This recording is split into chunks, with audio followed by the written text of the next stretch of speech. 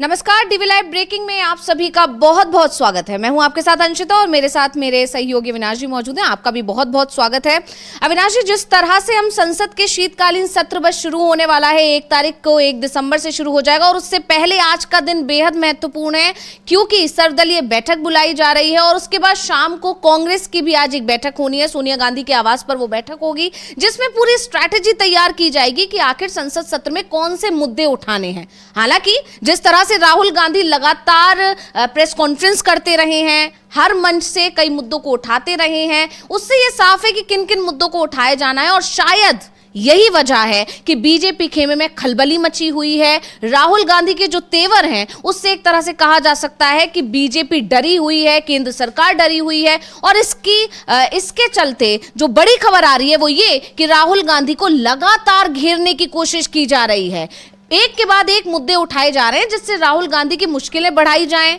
उन्हें गिरफ्तार करने जैसी स्थितियां पैदा कर दी गई हैं। और इसी बीच जो खबर आ रही है कि दिल्ली की पुलिस इकोनॉमिक ऑफिस विंग यानी ईओडब्ल्यू ने नेशनल हेराल्ड केस में एक नई एफआईआर फाइल कर दी है। तो विनाश जी, ये साफ साफ बताता है कि कहीं ना कहीं राहुल गांधी जिस तरह से चुनाव आयोग पर हमलावर है, पिछले दिनों जो प्रेस कॉन्फ्रेंसेस की गई हैं उसमें जिस तरह से उन्होंने खुलासे किए हैं, यानी साफ है राहुल गांधी चुनाव आयोग पर हमलावर होने वाले हैं, इसलिए उनकी आवाज को दबाने की कोशिश की जा रही है। मतलब 14 दिसंबर को राहुल गांधी के नेतृत्व में रामलीला मैदान में जो बड़ा प्रदर्शन होने वाला है और सीधे सीधे उनके निशाने पर चुनाव आयोग रहेगा, ये तय है। तो ऐसे में एक बार फिर जो आरोप लगते हैं बीजेपी पर, चुनाव आयोग पर कि दोनों मिली भगत करते हैं या केंद्र सरकार चुनाव आयोग के ढाल बनकर खड़ी रहती है, वो यहां पर साफ होती दिखाई दे रही है तस्वीर, क्योंकि राहुल गांधी को बार बार घेरने की कोशिश की जा रही है। कुछ दिन पहले वो ट्विटर की लोकेशन वाला मामला, जिस तरह से आरोप लगाया गया और उसमें सीधा आप देखें संबित पात्रा का जो पूरा बयान था उसमें सीधे तौर पर राहुल गांधी पर निशाना था कि देश विदेश जाते हैं, विदेशों में जाकर भारत को बदनाम करते हैं, एक तरह से वही देशद्रोही वाली छवि बनाने की कोशिश थी। और अब एक नेशनल हेराल्ड का मामला, क्योंकि उसमें सुप्रिया श्रीनेत ने जिस तरह से सारे सबूत रख दिए, उसके बाद बीजेपी बैकफुट पर आ गई। बीजेपी के पास सवालों के जवाब नहीं थे क्योंकि खुद ही फंस गई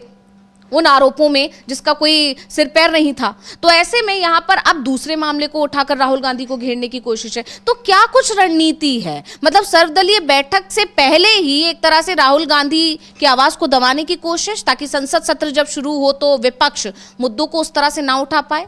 नहीं, बिल्कुल, क्योंकि संसद का जो शीतकालीन सत्र शुरू होने वाला है और सरकार को साफ साफ पता है कि इस बार विपक्ष के पास में कई मुद्दे हैं और बड़े मुद्दे हैं। सबसे बड़ा मुद्दा तो वोट चोरी का ही मुद्दा है। चुनाव आयोग के खिलाफ जिस तरीके से राहुल गांधी सवाल उठा रहे हैं, और सबको पता है कि चुनाव आयोग की लाभार्थी योजना का सबसे बड़ा लाभार्थी कौन है,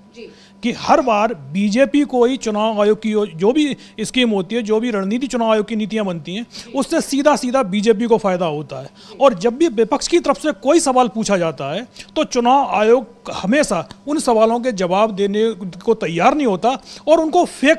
सवाल बता देता है। अभी हाल में जिस तरीके से टीएमसी का प्रतिनिधि मंडल भी मिला था और टीएमसी के लोगों ने साफ कह दिया था कि चुनाव आयोग ने उनके किसी सवाल का जवाब नहीं दिया। और अब जबकि संसद सत्र जब कल से शुरू होने वाला है 1 दिसंबर से, उससे पहले, क्योंकि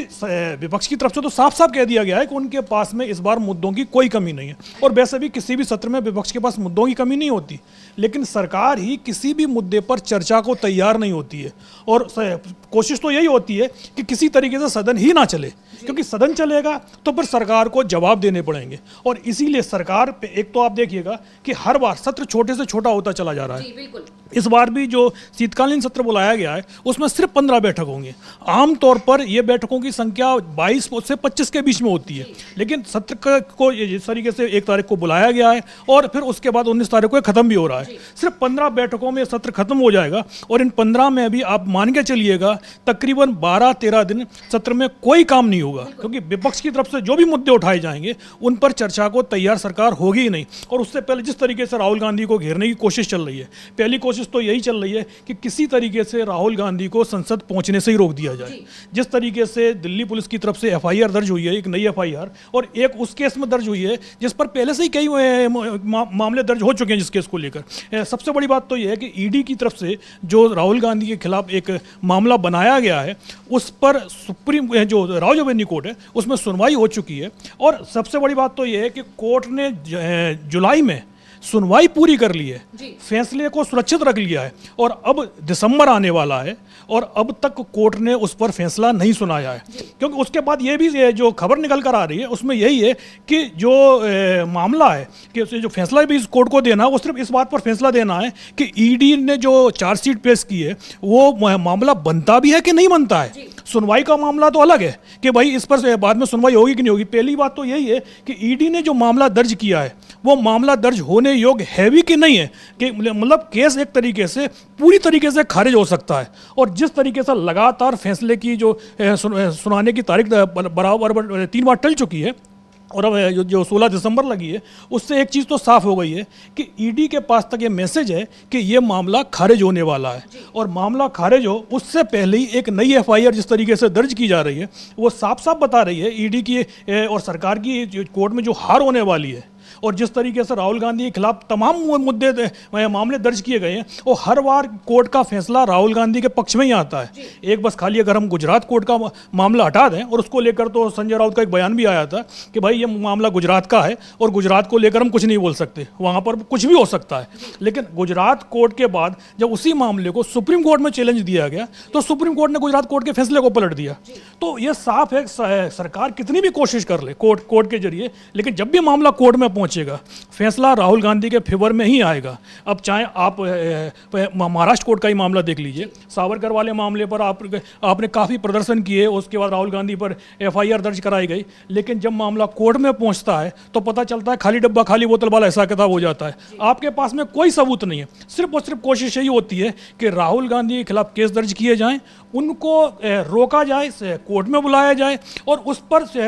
शाम के टाइम पर जो टीवी चैनल में प्राइम कार्यक्रम में डिबेट होती है उन पर डिबेट कराई जाए और राहुल गांधी की जो लोकप्रियता है उस पर किस तरीके से ब्रेक लगाया जाए। अब जब संसद का सत्र शुरू होने वाला है उससे कुछ देर पहले जिस तरीके से राहुल गांधी के खिलाफ एफआईआर दर्ज होती है, राहुल गांधी और सोनिया गांधी के खिलाफ, सोनिया गांधी तो आमतौर पर संसद सत्र में कमी दिखाई देती हैं, लेकिन राहुल गांधी विपक्ष के नेता हैं, उनकी तरफ से मुद्दे उठाए जाएंगे और ये तय है कि इस बार जो कांग्रेस और विपक्ष है उसके पास काफ़ी मुद्दे हैं। एसआईआर का मुद्दा तो है ही है जो उठना ही उठना है, और तो उसके बाद जिस तरीके से डोनाल्ड ट्रंप का मामला है वो लगातार ऑपरेशन सिंदूर को लेकर सरकार को घेर रहे हैं और कह रहे हैं कि भाई हमने दबाव बनाया था, और तकरीबन वो 60 बार बोल भी चुके हैं। बिल्कुल बिल्कुल अविनाश जी, हम इस पर आगे और चर्चा करेंगे क्योंकि ये बहुत बड़ा मुद्दा है। बैक टू बैक ये देखा जा रहा है कि राहुल गांधी को घेरने की कोशिश है और सरकार की मंशा साफ दिखाई दे रही है। लेकिन इससे पहले क्योंकि आज सर्वदलीय बैठक होनी है और उसको लेकर विपक्ष का क्या रुख है वो उस पर गौरव गोगोई पूरी प्रतिक्रिया दे रहे हैं। सर्वदलीय बैठक को लेकर क्या कुछ कह रहे हैं, एक बारी सुन लेते हैं उनको।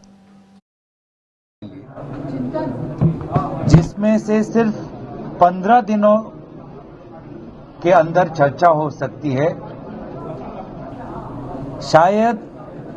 सबसे छोटा ये शीतकालीन सत्र होगा।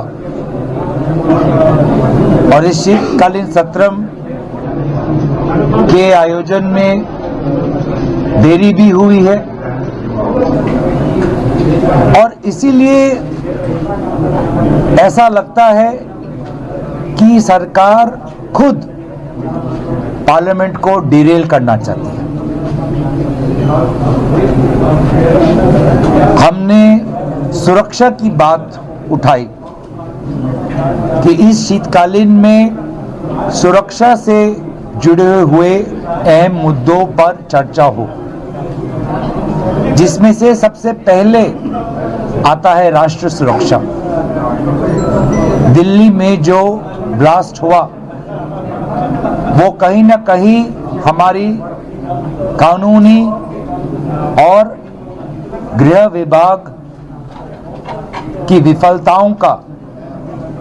एक बहुत बड़ा प्रमाण है। लेकिन ऐसा नहीं लगता कि सरकार इस पर कोई शॉर्ट ड्यूरेशन डिस्कशन चाहती है। दूसरी है लोकतंत्र की सुरक्षा। जिस प्रकार से भारत के विभिन्न राज्यों से चुनाव आयोग चुनाव से पहले, चुनाव के दौरान, चुनाव के पश्चात जिस प्रकार से राजनीतिक पक्षपात रख रही है, तो क्या भारत में चुनावी प्रक्रिया संवैधानिक रूप से चलेगी? वोटर लिस्ट की सुरक्षा, चुनाव की सुरक्षा पर भी एक चर्चा हो। तीसरी हमारी मांग थी हमारी स्वास्थ्य की सुरक्षा की।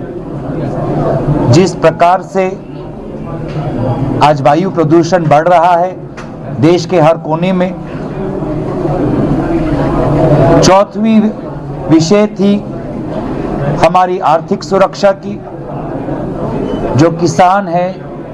श्रमिक है, ना उसे उचित मूल्य मिल रहा है, ना उसे कारखाने में सुरक्षा मिल रहा है। पांचवी जो विषय हमने सुरक्षा की उठाई वो प्राकृतिक सुरक्षा है। जिस प्रकार से बाढ़, जिस प्रकार से लैंडस्लाइड, तूफान आ रहा है, कोई तैयारी नहीं। और हमने बात ये भी उठाई कि जो हमारी विदेश नीति की जो हम देख रहे हैं दूसरे देशों के अनुसार भारत आज अपना विदेश नीति बना रहा है। किसी को अच्छा नहीं लगा कि भारत रशिया से कम दामों पर तेल ले रहा है, तो उस देश के अनुसार हम अपने नीति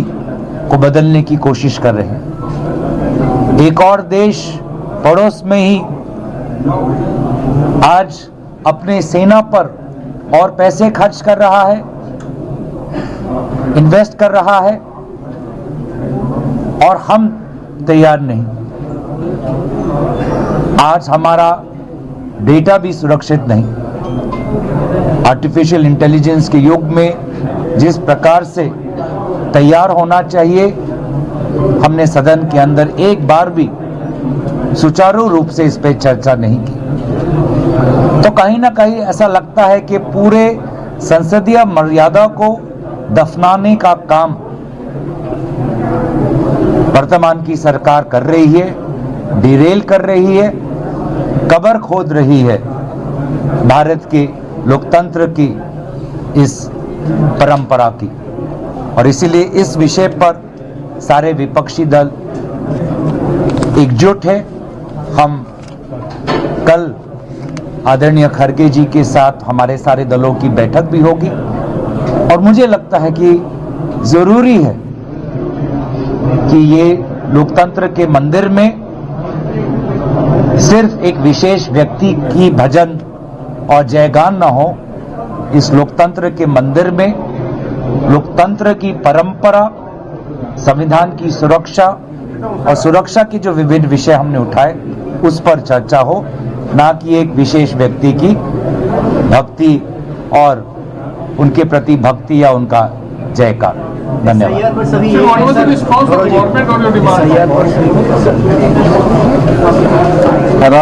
तो अभी हम गौरव गोगोई को सुन रहे थे। जैसे कि अविनाश जी, हम लगातार चर्चा भी कर रहे हैं। 1 तारीख से संसद का शीतकालीन सत्र शुरू होने वाला है, और उससे पहले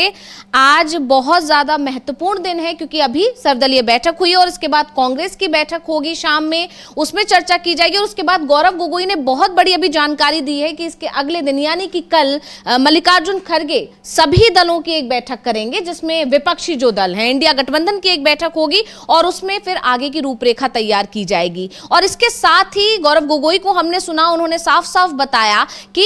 जो अभी वोट चोरी का मामला, जिस पर हम भी बात कर रहे हैं कि वोट चोरी का मामला जरूर उठेगा संसद के अंदर, संसद के बाहर भी उठेगा। इसके अलावा दिल्ली में लाल किले पर जो ब्लास्ट हुआ उस मुद्दे को भी जरूर उठाया जाएगा विपक्ष की तरफ से। यह मुद्दा गंभीरता वाला मुद्दा है, इस पर चर्चा लगातार बनी हुई है, और यह बात संसद के अंदर भी उठाई जाएगी। ये साफ गौरव गोगोई ने कर दिया है। यानी साफ है कि जो मुद्दे हैं विपक्ष के पास वो इतने मजबूत मुद्दे हैं कि उनका जवाब सरकार के पास नहीं है। इसीलिए राहुल गांधी और सोनिया गांधी को दूसरे एक मामले में फंसाकर कहीं ना कहीं पूरे विपक्ष की आवाज दबाने की कोशिश है। अविनाश जी, हाँ बिल्कुल, क्योंकि जिस तरीके से राहुल गांधी को पिछले 1 हफ्ते से लगातार घेरने की कोशिश हो रही है, कोई भी मुद्दा हो, जिस तरीके से आपने बताया कि ट्विटर के अकाउंट का मुद्दा उठा, ये कहा गया कि भाई राहुल गांधी का जो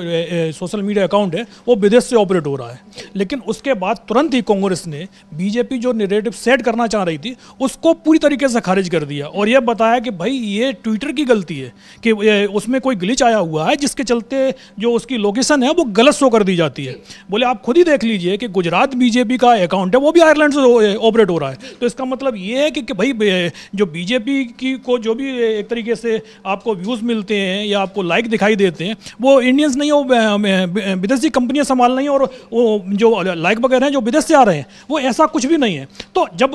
कांग्रेस की तरफ से साफ साफ इसका जवाब दे दिया गया तो वो मुद्दा तुरंत ही दबा दिया गया। पर उसके बाद बीजेपी का कोई भी नेता इस मुद्दे को लेकर कोई बात नहीं कर रहा है। लेकिन अब जब क्योंकि पता है कि भाई नेशनल हेराल्ड वाला मामला है वो भी फुस होने वाला है, तो अब जब कोर्ट का फैसला आए उससे पहले एक नई एफआईआर दर्ज की जा रही है। और राहुल गांधी के खिलाफ तमाम एफआईआर पहले भी दर्ज हो चुकी हैं, लेकिन आज तक किसी भी कोर्ट से राहुल गांधी की गिरफ्तारी का वैसे तो वारंट निकला, जो वारंट निकलते हैं वो खाली इसीलिए पेशी के लिए निकलते हैं, लेकिन राहुल गांधी को घेरने की जो बीजेपी की कोशिश है वो कामयाब कोर्ट में नहीं हो पा रही है और सिर्फ प्रेशर बनाया जा रहा है। और अब जिस तरीके से कांग्रेस की तरफ से साफ बता दिया गया है, गौरव गोगोई ने बोला है कि भाई संसद सत्र में जो मुद्दे हमारे हैं हम उनको उठाएंगे। सर्वदलीय बैठक में भी हमने सरकार से कह दिया है कि भाई ये मुद्दे हैं देश के सामने हैं और पूरा देश जानना चाहता है। सबसे बड़ा मुद्दा तो चुनाव का ही मुद्दा है कि अगर चुनाव प्रक्रिया पूरी तरीके से ईमानदार और पारदर्शी नहीं होगी तो फिर इस लोकतंत्र का कोई मायने नहीं है।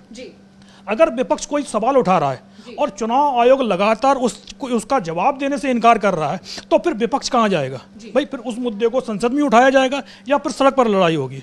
तो सड़क पर तो विपक्ष अपनी जो डिमांड है उसको उठा ही रहा है, लेकिन अब संसद सत्र है और संसद में अगर विपक्ष को अपनी बात कहने का मौका नहीं दिया जाएगा तो फिर भाई विपक्ष कहाँ जाएगा? कोर्ट में आप देख रहे हैं किस तरीके से प्रक्रिया चल रही है। बिहार विधानसभा चुनाव का ऐलान होता है, उससे पहले एसआईआर की प्रक्रिया को कोर्ट में चुनौती दी जाती है, लेकिन अभी तक सिर्फ तारीख पर तारीख लग रही है, लगातार सुनवाई चल रही है, कोर्ट का अब तक फैसला नहीं आया है। अब जब कोर्ट का फैसला अब आ भी जाता है और यदि सुप्रीम कोर्ट ये बोलता है कि भाई जो एसआईआर की प्रक्रिया है वो उस प्रक्रिया में काफ़ी धांधलियाँ हुई हैं इसलिए हम उसको खारिज करते हैं, तो क्या बिहार चुनाव भी खारिज हो जाएगा? क्योंकि बिहार का चुनाव तो हो चुका है और जब भी कोई चुनाव की प्रक्रिया शुरू हो जाती है तो आमतौर पर कोर्ट ज़्यादा दखलंदाजी उसमें नहीं करता है। और अब 3 महीने बाद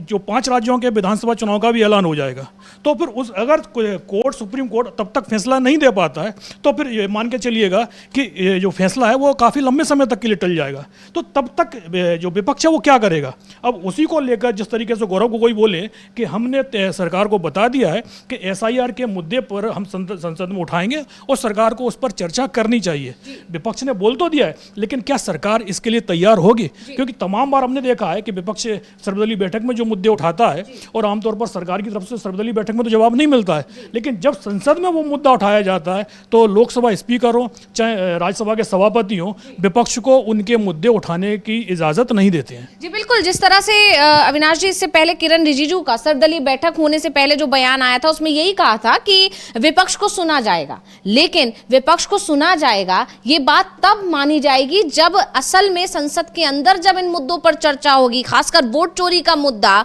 चुनाव आयोग के साथ बीजेपी की मिलीभगत का मुद्दा जब उठाया जाएगा तो क्या सरकार चुनाव आयोग के खिलाफ चर्चा के लिए राजी होगी? क्योंकि आपको याद होगा पिछली बार जब मानसून सत्र के दौरान हरियाणा के नतीजे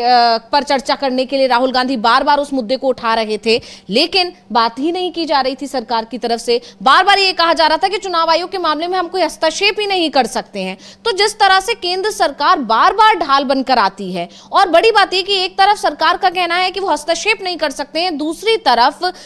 सवाल चुनाव आयोग से पूछे जाते हैं, जवाब बीजेपी की तरफ से दिया जाता है। ये बार बार देखा जा रहा है। चाहे अभी हम बंगाल में, क्योंकि एसआईआर प्रक्रिया चल रही है, बंगाल में आने वाले दिनों में चुनाव होने हैं, अगले साल की शुरुआत में ही वहां चुनाव हो जाएंगे और तो कुछ महीने ही रह गए अगले साल की बात भी जिस तरह से की जाए तो कुछ ही महीने बाद वहां पर चुनाव होने हैं। और उस पर जब ममता बनर्जी की तरफ से आरोप लगाए जा रहे हैं या उसको रोकने की कोशिश की जा रही है तो जवाब गृह मंत्री की तरफ से आ रहा है। केंद्रीय गृह मंत्री कह रहे हैं कि ममता बनर्जी घुसपैठियों को पनाह देना चाहती हैं। तो ये सारी चीजें बताती हैं कि चुनाव आयोग और बीजेपी को लेकर जो आरोप हैं विपक्ष के, उसमें कहीं ना कहीं कुछ तो सच्चाई है और उसी चीज को पकड़ लिया है विपक्ष ने और विपक्ष पूरी तैयारी के साथ संसद सत्र शुरू होने का इंतजार कर रहा है बस, जो कि 1 तारीख से शुरू होने वाला है।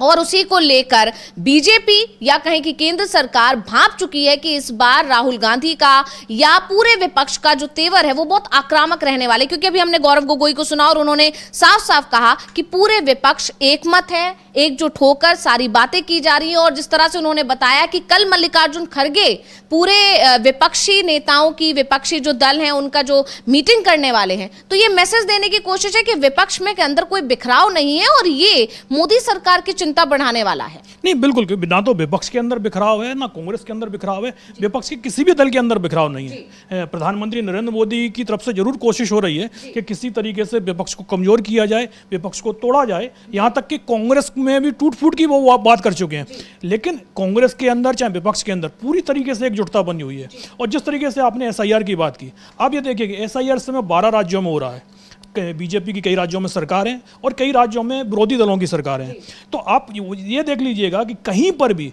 बीजेपी के नेता SIR के फॉर्म को लेकर बहुत ज़्यादा सक्रिय नहीं दिखाई दे रहे हैं। हर जगह जो बीजेपी के विरोधी दल के खेमा है वही सक्रियता दिखाई दे रही है। आप बंगाल में भी देख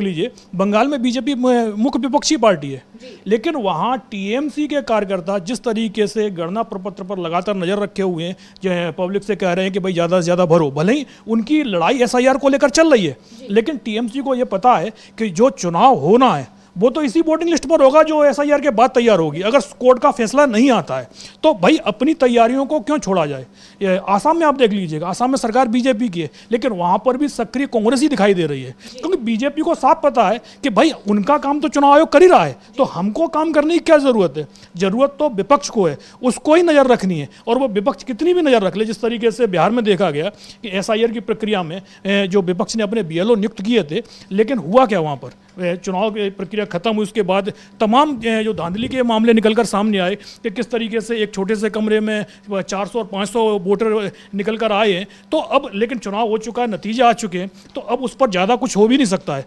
लेकिन जिस तरीके से अब बंगाल में हो या आसाम में हो,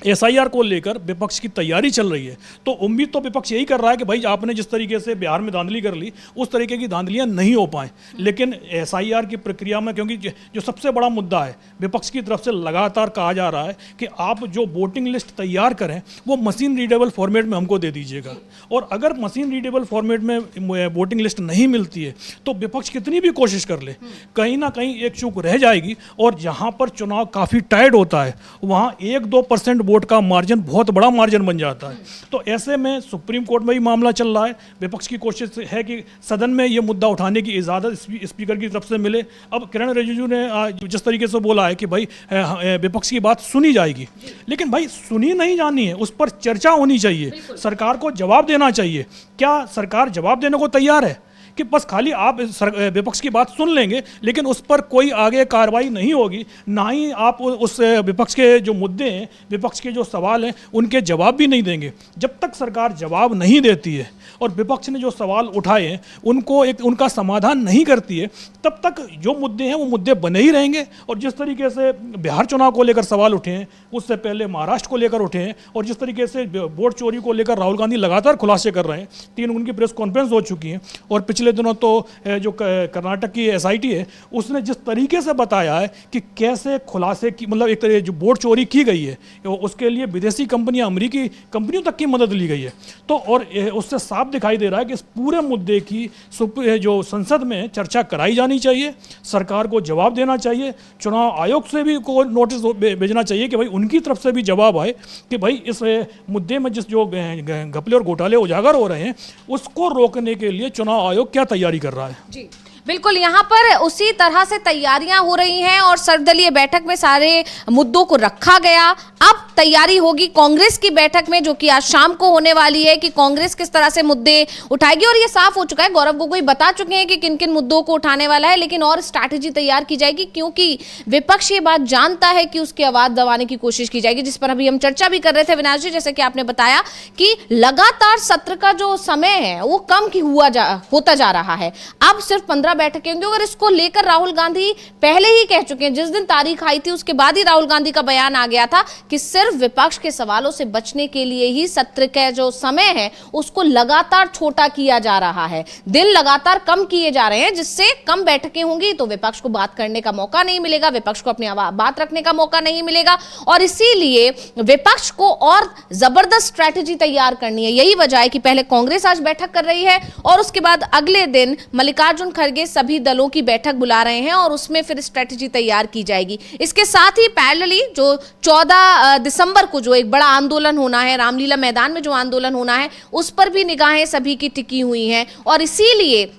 कहीं ना कहीं लगातार उन सारे मुद्दों से ध्यान भटकाने के लिए ही जो वोट चोरी का मुद्दा है या दिल्ली में जो लाल किले पर इतना बड़ा ब्लास्ट हुआ जिसमें कई लोगों की जान गई, इसके अलावा बीएलओ की जान जाने का जो मुद्दा है जिसको कांग्रेस की तरफ से, ममता बनर्जी की तरफ से, पूरे सपा या सारे विपक्षी दलों की तरफ से या इंडिया गठबंधन की तरफ से जिस मुद्दे को जोरों से उठाया जा रहा है, इन तमाम गंभीर मुद्दों से ध्यान भटकाने के लिए ही राहुल गांधी को लगातार घेरा जा रहा है। राहुल गांधी पर ही पूरी बीजेपी अटैकिंग मोड में दिखाई दे रही है। यही बात सुप्रिया श्रीनेत ने की थी जब उन्होंने प्रेस कॉन्फ्रेंस की थी। संबित पात्रा के बयान पर, संबित पात्रा के आरोपों पर पलटवार करते हुए सुप्रिया श्रीनेत ने इन्हीं मुद्दों को उठाया था और साफ साफ उन्होंने कहा था कि ये सिर्फ और सिर्फ मुख्य मुद्दों से ध्यान भटकाने की कोशिश है, क्योंकि बीएलओ की जान जो गई है उस पर किसी तरह का कोई जवाब नहीं आ रहा है। अभी पिछले दिनों जिस तरह से टीएमसी के 10 सांसद पहुंचे मिलने और उन्होंने इस मुद्दे को उठाया, उन्होंने बताया, बाकायदा डेरेक ओब्रायन ने बताया कि किस तरह से उन्होंने चुनाव आयोग के सामने ये रखा कि 40 लोगों की लगभग जान जा चुकी है, लेकिन चुनाव आयोग के पास उनके किसी भी सवाल का जवाब नहीं था। ये अपने आप में बहुत गंभीर बात है कि बीएलओ की जान जा रही है और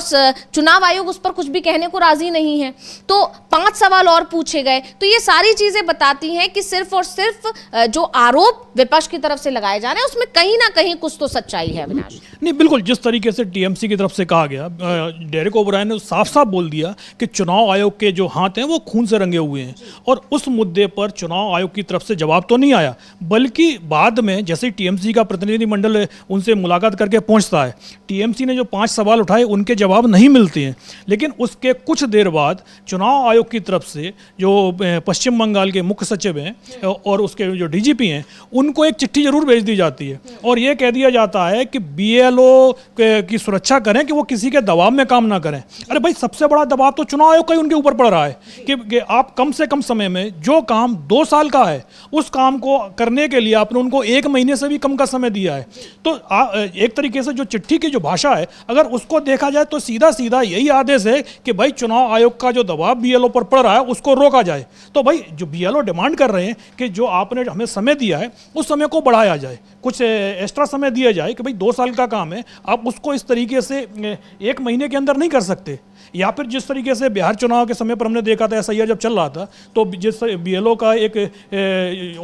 वीडियो सामने आया था जिसमें वो बता रहे थे कि भाई अधिकारी उनसे बोल रहे हैं कि आप तो बस खाली जो गणना प्रपत्र है उनको अपलोड कीजिएगा। सब लोगों को तो आप जानते ही हैं ना अपने क्षेत्र के कि भाई कौन है कौन नहीं है, आप अपने से भरिएगा और उसको अपलोड कर दीजिएगा। तो अब या तो इस तरीके से बीएलओ काम करें कि भाई कहीं जाना नहीं है, एक जगह बैठ जाना है किसी पेड़ की छांव में, किसी को बुला लेना है कि भाई ये इन लोगों के नाम ये सब लोग अवेलेबल हैं, इतने लोग जीवित हैं भाई, उनको सबको हम भर दे रहे। वो यदि किसी ने कह दिया कि भाई ये आदमी नहीं रहता है तो उसको लिख देते हैं कि भाई ये आदमी चला गया है, ये आदमी वो अब दुनिया में नहीं है। तो अगर इस तरीके से कार्रवाई करना है कि बीएलओ को ही सारे के सारे फॉर्म भरने हैं तो बात अलग है। एक तरफ आप चुनाव आयोग कह रहा है कि बीएलओ हर मतदाता से कम 3 बार मिले और समय कितना दिया गया है 30 दिन का। तो भाई इतनी जल्दी पूरा काम, उसके बाद आपको उसके जो चुनाव आयोग ने ऐप दिया है उस पर अपलोड भी करना है और ऐप ऐसा है कि भाई कई बार तो वो 24 घंटे के लिए मालूम पड़ता है वो डाउन हो जाता है, उस पर कोई काम ही नहीं होता है, एरर शुरू हो जाता है उसमें आना,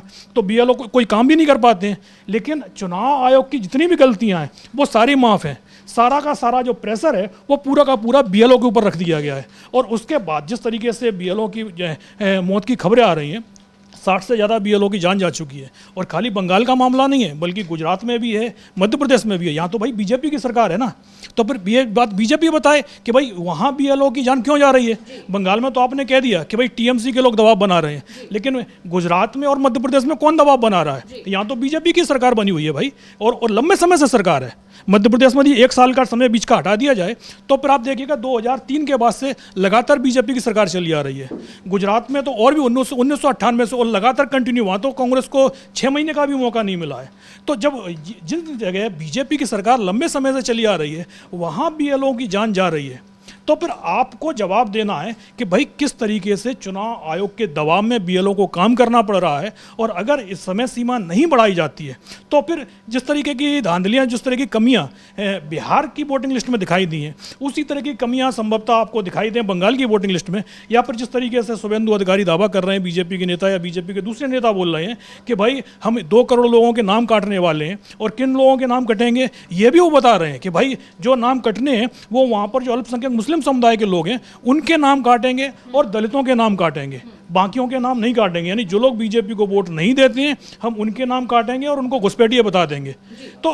तमाम मुद्दे जो उठ रहे हैं उन सभी मुद्दों पर सवाल विपक्ष संसद में उठाना चाहता है। और इस बात को लेकर ये तय मानिएगा कि जो सरकार की नीति रही है कि संसद को चलने ही नहीं देना है, तो इस मुद्दे पर जो विपक्ष की तरफ से उठाए जाएंगे संभवतः सरकार उस पर चर्चा नहीं कराएगी। जिस तरीके से पिछला जो आपने बताया कि मानसून सत्र के दौरान राहुल गांधी वोट चोरी का मुद्दा उठाना चाहते थे और सरकार ने उस मुद्दे को उठाने नहीं दिया, यहाँ तक कि सरकार ने संसद ही नहीं चलने दी इस मुद्दे को लेकर। तो ऐसा ही एसआईआर के मुद्दे पर भी संभवतः दिखाई दे कि सरकार एसआईआर के मुद्दे पर संसद को ही ठप्प कर दे। आमतौर पर सरकार की जिम्मेदारी होती है कि संसद को चलाना और विपक्ष का काम है सवाल पूछना, लेकिन हम देख रहे हैं लंबे समय से सरकार की कोशिश यही होती है कि संसद ही नहीं चले और जो भी विधेयक पास आपको कराने वो शोर शराबे के बीच में अचानक ही विधेयक आ जाता है। आमतौर पर विपक्ष के नेताओं को पता ही नहीं चलता कि सरकार के मंत्री ने एक विधेयक पेश कर दिया है और उस पर शोर शराबे के बीच में ध्वनिमत से वोटिंग हो गई है और ध्वनिमत से वो पास भी हो गया है। तो इसी तरीके से हम देखेंगे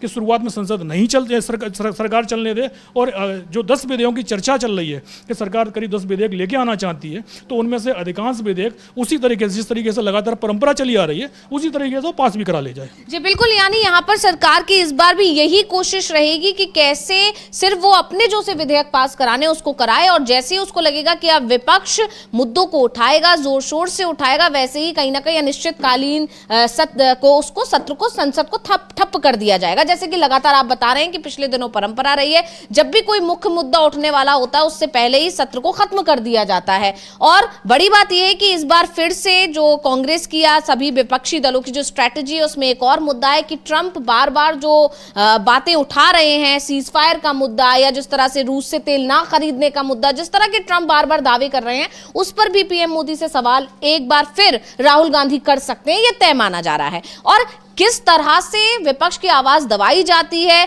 उसी को कैसे विपक्ष को उसकी काट ढूंढनी है, यही वजह है कि विपक्ष के अंदर भी लगातार चर्चा और मंथन चल रहा है। गौरव गोगोई ने जैसा कि अपने अभी बयान में बताया कि पूरी स्ट्रेटेजी तैयार कर ली गई है, लेकिन आगे की और रूपरेखा तैयार करने के लिए अभी कांग्रेस की एक बैठक हो गई और उसके बाद मल्लिकार्जुन खड़गे भी एक बैठक बुलाएंगे। यानी मोदी सरकार या केंद्र सरकार की तरफ से अगर विपक्ष की आवाज दबाने की कोशिश की जा रही है तो विपक्ष भी शांत बैठने वाला नहीं है। यानी अगर संसद के अंदर बात नहीं सुनी जाएगी तो सड़क पर वो अपने मुद्दे को उठाएंगे और इसीलिए ही संसद सत्र के बीच में ही 14 तारीख को चुन लिया गया है। पहले से ही पूरी स्ट्रेटेजी तैयार कर ली गई है, उस पर सभी की निगाहें बनी हुई हैं। लेकिन इस बीच अविनाश जी, जिस तरह से बिहार चुनाव को भूला नहीं जा सकता क्योंकि अभी अभी चुनाव बीते हैं और बिहार चुनाव का असर आने वाले चुनावों पर जरूर पड़ेगा, यह तय माना जा रहा था। बिहार में किस तरह से धांधली की गई, किस तरह से पूरा चुनाव पलट दिया गया, ये एक चर्चा का विषय लगातार बना हुआ है और उस पर विपक्ष हमलावर है। सुप्रीम कोर्ट भी जाने की बातचीत चल रही है, सारी चीजें हैं। सुप्रीम कोर्ट में एसआईआर का मुद्दा चल ही रहा है, इस पर भी आपने अभी चर्चा की। आपने बताया कि किस तरह से सुप्रीम कोर्ट सख्त दिखाई दे रहा है, वो कोई एक्शन भी ले सकता है। लेकिन सवाल यही है कि जोड़ तोड़ करके या पूरे उठा पटक करके पूरे तिकड़ में लगाकर जो सरकार बनाई गई, एनडीए की सरकार बनाई गई, फिर नीतीश कुमार को कुर्सी भी दे दी गई है, लेकिन जो सोचा जा रहा था बीजेपी की तरफ से कि सत्ता में बने रहेंगे 5 साल, किसी तरह की कोई तकलीफ नहीं आएगी, वो हालात नहीं दिखाई दे रहे हैं बिहार में। मतलब एनडीए की सरकार बन गई है, लेकिन वो एनडीए की सरकार कब तक चलेगी, ये सवाल पहले दिन से बना हुआ है। जिस दिन से नतीजे आए हैं 14 नवंबर से ये सवाल बना हुआ है कि एनडीए को बहुमत जरूर मिल गया है और अच्छा खासा बहुमत मिला है, लेकिन उस बहुमत के बावजूद सरकार बनी रहेगी, कब तक बनी रहेगी, बीजेपी सत्ता में रहेगी या नीतीश कुमार की कुर्सी बनी रहेगी, ये सवाल अभी भी बने हुए। और इन सबके बीच जो बड़ी खबर आ रही है वो ये कि नीतीश कुमार और बीजेपी के बीच एक बार फिर ठन गई है स्पीकर पद और गृह मंत्रालय पद को लेकर। यानी सम्राट चौधरी को जो पद दिया गया है वो कितने दिन उनके पास रहने वाला है, ये सवाल अभी भी बना हुआ है। यानी ज्यादा दिन की खुशी नहीं है बीजेपी के पास, ऐसी चर्चाएं चल रही है। अविनाश जी थोड़ा समझाएं कि क्यों इस तरह की चर्चा चल पड़ी है। हाँ बिल्कुल, सबसे पहले तो हम संसद की बात कर लेते हैं, उसके बाद इसका भी बात करेंगे कि जो विपक्ष की तरफ से बोला गया डोनाल्ड ट्रंप का, खासतौर पर जो मुद्दा आपने उठाया कि डोनाल्ड ट्रंप ने जो ऑपरेशन सिंदूर को लेकर और खासतौर पर रूस से जो तेल कच्चा तेल खरीदने को लेकर जो बोला है कि भाई भारत ने अब ये खरीदना बंद कर दिया है, और इस मुद्दे को विपक्ष अब संसद में उठाना चाहता है। और सबसे बड़ी बात तो ये है कि जो रूस के राष्ट्रपति हैं वो व्लादिमीर पुतिन, वो 4 और 5 तारीख को भारत के दौरे पर है। प्रधानमंत्री के साथ उनकी मुलाकात होनी है और उसके बाद जो भी डीलें होती हैं होंगी कि नहीं होंगी, क्योंकि डोनाल्ड ट्रंप का तमाम दबाव बना हुआ है कि भारत रूस के साथ में कोई डील ना करे, रूस से हथियार खरीदना बंद कर दे। और ट्रंप का कहना है कि भाई कच्चा तेल खरीदना तो भारत ने बंद कर ही दिया है, लेकिन रूस से बाकी के व्यापार भी बंद कर दे। लेकिन वही डोनाल्ड ट्रंप जो रूस से जो यूरोप खरीद रहा है कच्चा तेल और गैस वगैरह, तो तमाम चीज़ें खरीद रहा है, उनको लेकर वो चुप्पी साध जाते हैं। लेकिन वो भारत पर लगातार दबाव बना रहे हैं और वो ये भी बोल रहे हैं कि भारत सरकार उनकी बात मान रही है। तमाम अमेरिका के कहने पर रूस के साथ तमाम चीज़ें भारत ने बंद कर दी लेना। तो उन सब के जवाब विपक्ष भी सरकार से पूछ रहा है कि भाई जो डोनाल्ड ट्रंप बोल रहे हैं क्या वो सच बोल रहे हैं कि भारत अब रूस से जो अपने संबंध है उनको धीमे धीमे करके कमज़ोर कर रहा है, और अगर नहीं कर रहा है तो भाई सरकार संसद में आकर बोल दें कि भाई जो डोनाल्ड ट्रंप बोल रहे हैं वो झूठ बोल रहे हैं। क्योंकि आमतौर पर पिछली बार भी प्रधानमंत्री ने ऑपरेशन सिंदूर को लेकर अपना बयान तो संसद में दिया, लेकिन डोनाल्ड ट्रंप का एक बार भी उन्होंने नाम नहीं लिया था। तो ऐसे में क्या इस बार भी डोनाल्ड ट्रंप का नाम क्या संसद के अंदर असंसदीय शब्द ही माना जाएगा? कम से कम सरकार के नज़रिए से विपक्ष को ये नाम लेने की छूट है, लेकिन सरकार का कोई भी मंत्री डोनाल्ड ट्रंप का नाम तक लेने को तैयार नहीं है। तो ये मुद्दा तो संसद में उठेगा ही उठेगा, ये तो तय माना जा रहा है। और दूसरा, जिस तरीके से आपने बात किया बिहार की, तो बिहार में जिस तरीके के हालत बने हुए हैं, क्योंकि वहाँ पर भी 1 तारीख से ही विधानसभा का विशेष सत्र शुरू हो रहा है। आमतौर पर ये 3 दिन के सत्र होते हैं, लेकिन नीतीश कुमार ने 5 दिन का सत्र बुलाया है। जो राज्यपाल का अभिभाषण भी होगा और उस पर धन्यवाद प्रस्ताव पर चर्चा भी होगी। तो ऐसे में विपक्ष के पास पहले ही दिन से एक मुद्दा दे दिया है सरकार को घेरने का, क्योंकि आपने बड़े बड़े वादे किए कि भाई महिलाओं को हम 2-2 लाख रुपए देंगे, लेकिन अब जब आपकी सरकार बन गई है तो सबसे बड़ा सवाल तो ये हो रहा है कि जो महिलाएं छूट गई हैं 10,000 रुपये के लिए, उनकी तरफ से डिमांड हो रही है कि भाई जो आपकी जीविका दीदी थी उन्होंने फॉर्म भरवाया, उस फॉर्म भरवाने के पैसे भी ले लिए, लेकिन उनको 10,000 रुपये अभी तक नहीं मिले हैं। इसको लेकर भी बिहार में कई जगह से प्रदर्शन की खबरें आ रही हैं, और सरकार का कहना ये है कि भाई वो 2-2 लाख रुपये भी देगी, तो भाई पहले 10,000 पूरे दे दीजिएगा, उसके बाद 2 लाख की बारी आएगी। और 2 लाख रुपये आप कब तक देंगे? आपने कोई उसके टाइम पीरियड तो बताया नहीं है। तो तमाम चीज़ें जिनको लेकर सरकार को विपक्ष घेरने की तैयारी करेगा ही करेगा। लेकिन सबसे बड़ा सवाल जो आपने बताया स्पीकर को लेकर, और उसको लेकर तनाव पहले दिन से ही चल रहा है। नीतीश कुमार चाहते हैं कि जिस तरीके से 2005 से लेकर 2020 तक जो विधानसभा का स्पीकर था वो जेडीयू का ही रहा है। उसके बाद नीतीश कुमार की पार्टी जेडीयू को जिस तरीके से बीजेपी ने कमज़ोर किया, जो चिराग पासवान के जरिए एलजेपी ने अपने तमाम कैंडिडेट नीतीश कुमार के खिलाफ उतारे, तो उसका असर दिखाई दिया था। 2020 में जेडीयू की सीटें कम हो गई थी, तीसरे नंबर की पार्टी भी बन गई थी, तो उसके चलते जेडीयू को स्पीकर का पद छोड़ना पड़ा था। लेकिन अब जेडीयू कमज़ोर नहीं है,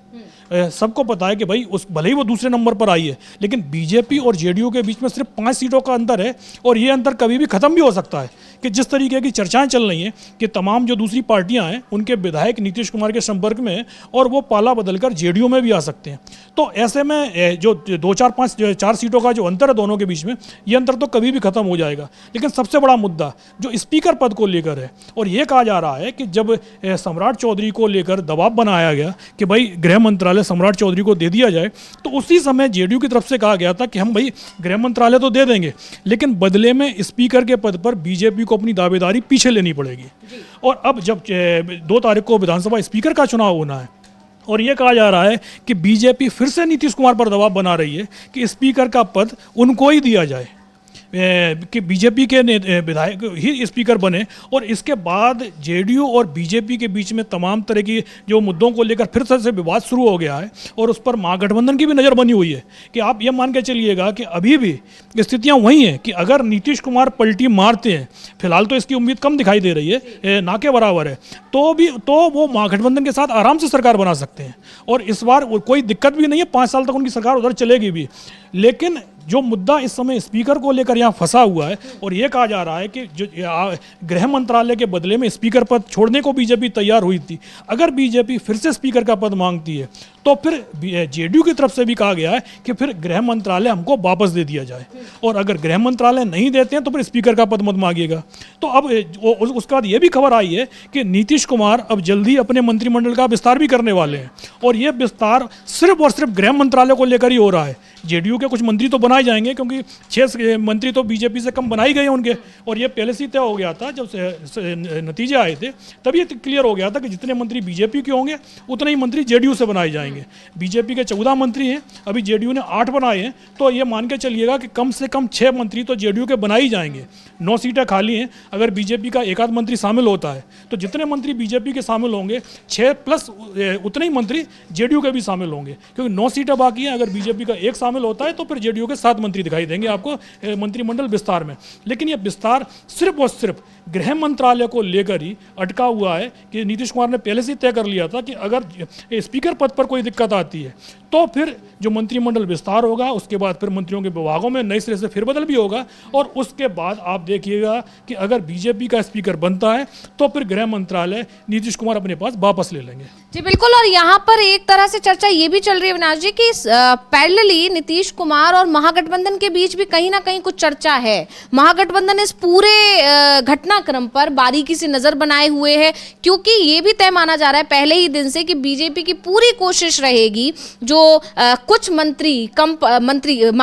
जो कुछ विधायक कम पड़ रहे हैं बहुमत को पूरा करने के लिए बिना नीतीश कुमार के, उस पर नजर है बीजेपी की, वो कैसे भी उनको अपने पाले में ले आए। इधर नीतीश कुमार ने भी, जो आपने अभी मंत्री पद का क्योंकि जिक्र किया, तो चर्चा ये भी तो चल रही है कि नीतीश कुमार ने वो मंत्री पद इसलिए अभी खाली रखे हैं कि उनकी कोशिश है कि कैसे भी करके वो दूसरे जो दल हैं उनके विधायकों को अपने साथ शामिल कर लें और फिर उन्हें मंत्री पद का लालच देकर अपने साथ मिला लें और इधर महागठबंधन के साथ मिलकर सरकार चला लें। तो ये सारी चीजें, बहुत सारी चीजें बिहार में जिस तरह चल रही हैं, उससे सवाल जो शुरुआत मैंने की कि एनडीए की सरकार कितने दिन चलने वाली है, क्योंकि अगर नीतीश कुर्सी से हटेंगे तब एनडीए की सरकार चलेगी, नीतीश कितने दिन मुख्यमंत्री की कुर्सी पर बने रहने वाले हैं, या फिर महागठबंधन की सरकार आ जाएगी, नीतीश अगर कुर्सी पे बने रहे और बीजेपी ने उन्हें साइड करने की कोशिश की और वो महागठबंधन की तरफ चले गए तो अपनी कुर्सी तो वो बचा लेंगे लेकिन सरकार तो बदल जाएगी। ये सवाल यहाँ पर लगातार बने हुए हैं। तो जो ये चर्चा है कि नीतीश भी कोशिश में लगे हैं, बीजेपी भी इधर कोशिश में लगी है कि नीतीश को साइड किया जाए और नीतीश इस कोशिश में है कि हम अपने बलबूते इतने नंबर कर लें कि फिर बीजेपी साइड हो जाए, यानी एनडीए साइड हो जाए पूरा, क्योंकि नीतीश अकेले अपने बलबूते सरकार नहीं बना सकते, लेकिन हाँ इतने नंबर कर सकते हैं कि वो महागठबंधन के साथ मिलकर सरकार बना ले। नहीं बिल्कुल, क्योंकि कांग्रेस की तरफ से तो नीतीश कुमार को पहले से ही बता दिया गया है। हमने देखा कि राशिद अलवी का बयान आया था और उन्होंने साफ साफ कहा था कि बीजेपी नीतीश कुमार को 5 साल नहीं चलने देगी। 5 साल तो दूर की बात है, कुछ दिन ज़्यादा 2, 4, 6 महीने ही चलने दे और उसके बाद बीजेपी कोशिश करेगी कि दूसरे दलों को तोड़े। और दूसरे दलों में आप मान के चलिएगा बीजेपी का टारगेट नंबर 1 अगर कोई दल होने वाला है तो वो जेडीयू रहने वाला है, क्योंकि आप ये क्योंकि जो बिना नीतीश कुमार के एनडीए के जो टोटल सीटें बन रही हैं वो 117 सीटें बनती हैं, बहुमत के लिए चाहिए 122, यानी आपको 5 विधायक और चाहिए। अब उसमें से जो असदुद्दीन ओवैसी की पार्टी है AIMIM, उसके जो 5 विधायक हैं वो पांचों के पांचों मुस्लिम विधायक हैं। तो ये तो तय है कि अगर वो कहीं जाएंगे तो वो जेडीयू के साथ तो चले जाएंगे, आरजेडी के साथ भी चले जाएंगे, लेकिन वो बीजेपी के साथ नहीं जाएंगे। तो ऐसे में बीजेपी के हाथ से वो 5 विधायक तो सीधे सीधे निकल ही गए। अब खाली कौन बचता है? एक कांग्रेस पार्टी बचती है जिसके पास सिर्फ 6 विधायक हैं। अब उन 6 में से बीजेपी कितने लोगों को अपने पाले में लेप के आ पाएगी? और उसके बाद भी जो कांग्रेस के विधायक हैं वो काफ़ी वरिष्ठ नेता हैं, तो उनके पाला बदलने की संभावनाएं काफ़ी कम है। फिर भी हम ये मान लेते हैं कि एक आध विधायक यदि बीजेपी तोड़ने में कामयाब भी हो जाती है तो उससे सरकार नहीं बनेगी। सरकार तभी बनेगी जब आप जेडीयू में सेंधमारी करें, क्योंकि आरजेडी में सेंधमारी कोशिश तो बीजेपी ने 5 साल की, लेकिन पूरे 5 साल में जब सरकार रही, बीच में 17 महीने के लिए जरूर महागठबंधन की सरकार आई थी, लेकिन आरजेडी के विधायक जब 74-75 विधायक थे तब आप उनमें सेंधमारी नहीं कर पाए। तो अब तो जो उनके 25 विधायक जीत कर आए हैं वो तो काफ़ी मतलब खंटी जो समाजवादी नेता हैं, तो उनको आप कैसे तोड़ पाएंगे? सीधा सीधा यही है कि आपको किसी भी तरीके से सेंधमारी अगर करनी पड़ेगी तो जेडीयू में करनी पड़ेगी, और जेडीयू में सेंधमारी करने की जरा सी भी कोशिश बीजेपी करेगी तो फिर नीतीश कुमार, जिनके बारे में कहा जाता है कि उनकी कुर्सी पर जरा सा भी खतरा महसूस होता है तो वो तुरंत पलटी मार जाते हैं। राशिद अल्वी का बयान साफ कह ही चुका है कि महागठबंधन तैयार है और इस बार पूरे 5 साल नीतीश कुमार ही सीएम रहेंगे। जो नारा चल रहा था जेडीयू की तरफ से 25 से 30 फिर से नीतीश, तो नीतीश कुमार की कुर्सी को महागठबंधन के साथ आने में कोई खतरा नहीं है। हाँ, बीजेपी जरूर विपक्ष में चली जाएगी, लेकिन इसी के चलते अभी बीजेपी की तरफ से खामोश रणनीति तैयार की जा रही है। लेकिन जिस तरीके से हमने शुरुआत से ही चर्चा चल रही है कि नीतीश कुमार की कोशिश यही है कि अगर बीजेपी गृह मंत्रालय लेती है तो फिर भाई स्पीकर की कुर्सी दे दीजिए, और स्पीकर की कुर्सी आपको चाहिए तो फिर गृह मंत्रालय दे दीजिए, क्योंकि गृह मंत्रालय नीतीश कुमार के पास में रहेगा तो तमाम जो पुलिस की खुफिया तंत्र है उनकी एक एक चीज़ की जानकारी नीतीश कुमार को मिलती रहेगी कि भाई बीजेपी के कौन सा नेता जेडीयू किस नेता से संपर्क कर रहा है। तो अगर कुछ भी इस तरीके की खबर मिलती है कि जेडीयू में सेंधमारी की कोशिश हो रही है तो फिर नीतीश कुमार उस हिसाब से अपनी तैयारी कर लेंगे, और नहीं तो फिर स्पीकर का पद मिलता है तो भी सबको पता है कि भाई स्पीकर की ताकत कितनी होती है कि अगर कोई भी विधायक पाला बदलने की कोशिश करेगा तो उसको भी ये खतरा लगेगा कि भाई स्पीकर तो जेडीयू का है, तुरंत ही उसकी सदस्यता जा सकती है। तो ऐसे में नीतीश कुमार अपनी सरकार को पूरी तरीके से सेव करने की कोशिश में जुटे हुए हैं, और इसी के चलते जो एनडीए उसमें लगातार टकराव बना हुआ है। और ये तय मान के चलिएगा 2 तारीख को अगर स्पीकर बीजेपी का बनता है तो कुछ एक हफ्ते बाद ही आप देखेंगी कि सम्राट चौधरी के पास में गृह मंत्रालय नहीं बचा है, और नहीं तो फिर स्पीकर आप मान के चलिएगा जेडीयू का बनेगा। अभी भले ही जो चर्चाएं चल रही हैं कि बीजेपी के पाले में स्पीकर का पद जाने वाला है, लेकिन क्या सम्राट चौधरी गृह मंत्रालय बचा पाएंगे? सबसे बड़ा सवाल इस समय यही चल रहा है। जी बिल्कुल, सबसे बड़ा सवाल यही है कि क्या सम्राट चौधरी, जो अभी अपने आप को दूसरे नंबर का सबसे बड़ा नेता मानकर जो खुश हैं, बीजेपी को जो इस बात की खुशी, क्योंकि आपको याद होगा अमित शाह ने कहा था कि इन्हें जिताइए तो इनको मोदी और बड़ा आदमी बनाएंगे, तो उस समय से एक सवाल उठ रहा था कि आखिर जो अभी डिप्टी सीएम है वो क्या और बड़ा बनने वाले हैं। सवाल ये भी उठे थे कि क्या सीएम बन जाएंगे। बीजेपी ने पूरी कोशिश की सीएम बनाने की, लेकिन नीतीश कुमार के पास जिस तरह से आंकड़ा आ गया उसने बीजेपी की पूरी कोशिशों पर पानी फेर दिया, जो दिखाई दिया पूरे बिहार की राजनीति में। उसके बाद गृह मंत्रालय देकर कोशिश की गई सम्राट चौधरी का कद बढ़ाने की, लेकिन अब एक बार फिर उनकी उस कुर्सी पर, उनके उस पद पर खतरा मंडरा रहा है। तो यहां पर सम्राट चौधरी कितने दिन अपनी कुर्सी बचा पाएंगे? यानी नीतीश कुमार की कुर्सी पर खतरे से ज्यादा इस वक्त सम्राट चौधरी की कुर्सी खतरे में दिखाई दे रही है। तो यानी अब जो विशेष सत्र वहां शुरू होने वाला है उस पर भी सभी की नजरें हैं, काफी हंगामेदार होने के आसार हैं। लेकिन इधर क्योंकि सर्वदलीय बैठक आज हुई है और संसद का शीतकालीन सत्र 1 तारीख से शुरू होने वाला है, उसके पहले विपक्ष ने अपनी पूरी स्ट्रैटेजी, पूरी रणनीति तैयार कर ली है। और गौरव गोगोई के बयान से साफ है कि कांग्रेस और पूरा विपक्ष एकजुट होकर काफी तीखे तेवर के साथ सरकार से सवाल पूछने वाला है, लेकिन सरकार उसका सामना करने से पहले ही डरी हुई दिखाई दे रही है। यही वजह है कि विपक्ष को घेरने के लिए, विपक्ष की आवाज को दबाने के लिए राहुल गांधी को, सोनिया गांधी को एक बार फिर घेरने की कोशिश की गई है, लेकिन इसमें भी कामयाबी होती दिखाई नहीं दे रही है। और विपक्ष ने या गौरव गोगोई ने अपने उस बयान से साफ मैसेज